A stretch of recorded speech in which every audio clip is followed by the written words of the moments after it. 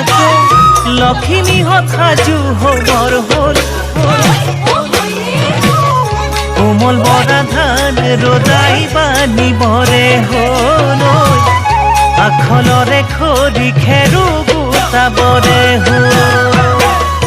আহি পালে মাঘৰ বিহু কেনেকৈনো কোলাই থাকক লখিমী সাজু হবৰ হ'ল কোমল বৰা ধান ৰজাই বানিবৰে হ'ল আখলৰে খৰি খেৰু গোটাবৰে হ'ল